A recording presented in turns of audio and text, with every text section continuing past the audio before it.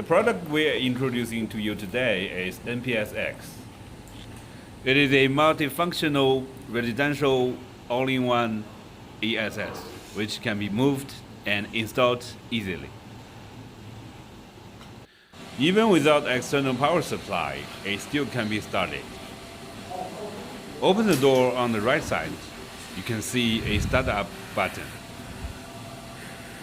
Press the button for 2 seconds to start up. We have simulated the application scenario. As you can see from here, we have 2 PV connections, right? On the right side, this route is the load, and this route is a PV power connection. Now, this ESS is in shutdown status. Now, we are going to show you how to start it up with the municipal power supply. Follow my lead.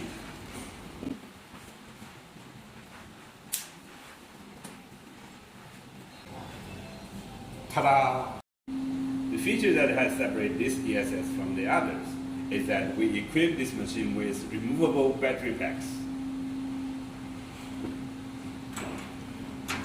As you can see, there are 5 removable battery packs on each side.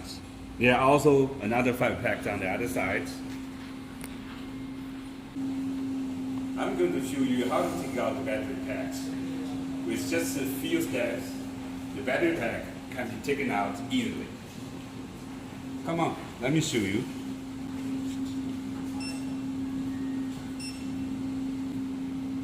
The first battery on display is already off. Now,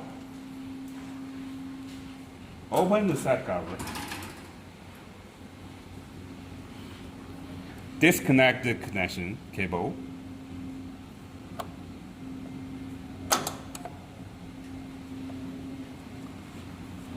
Now, battery pack can be removed out. See? With one of the battery packs out, as you can see, the whole system is still functioning properly.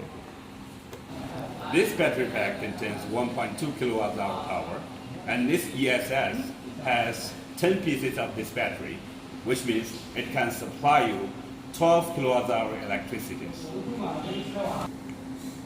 One single battery pack can be used as the power supply source for your electric bike. With 2 packs and the accessory that we have designed specifically for this system, you can get yourself a portable power supply station with 2.4 kilowatt-hour inside. When you finish using the pack, put it back to recharge. After putting back the battery pack, the system is whole again. As you can see from the display screen, the whole capacity is increased. This residential ESS has 4 working modes: general mode, energy storage mode, microgrid mode, peak and valley mode. Now I'm going to introduce you the general mode.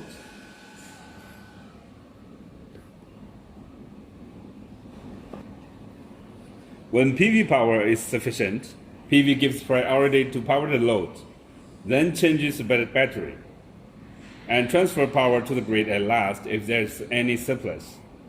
When PV power is insufficient, the battery and grid jointly supply power to the load.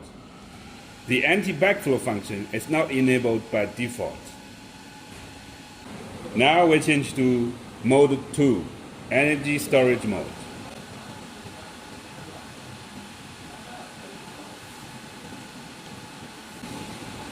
Battery and grid jointly supply power to the load. When the grid is functioning normally, battery SOC remains at full power status. Battery discharges only if the grid is not functioning properly. The anti-backflow function is enabled by default.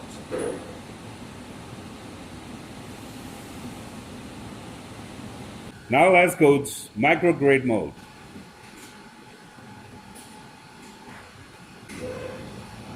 PV and battery form a totally off-grid system. When PV power is sufficient, PV gives priority to power the load, then charges battery if there's any surplus. Battery will power the load if PV power is insufficient. The next one is peak and valley mode.